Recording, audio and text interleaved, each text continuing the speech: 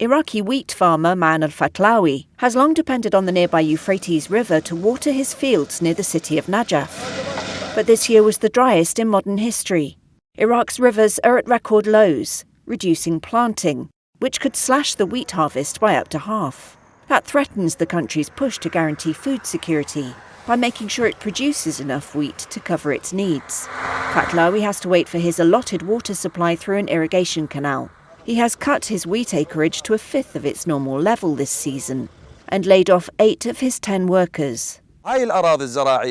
Wells won't succeed on this land, he says. They're either sulphurous or saline and farmers cannot benefit from them. A largely desert nation, Iraq ranks 5th globally for climate risk, according to the UN's Global Environment Outlook. Not only are temperatures rising and rainfall expected to decline, but Iraq is also at the mercy of its neighbours for 70% of its water supply.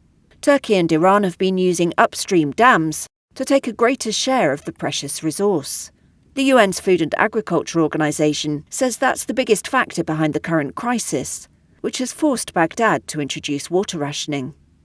The FAO's Salah Al-Hajj Hassan expects wheat production this season to fall by 30 to 50%.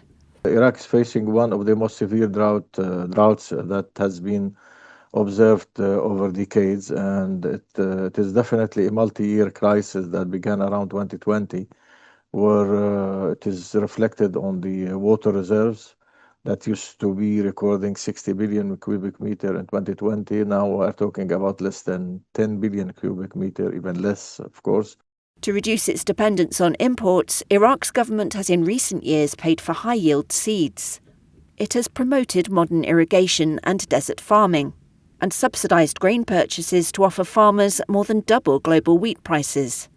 That paid off, leading to a surplus for 3 years running. The government said in September it had wheat reserves to last a year. But others, including the FAO, now expect imports to rise again, and possibly food prices too.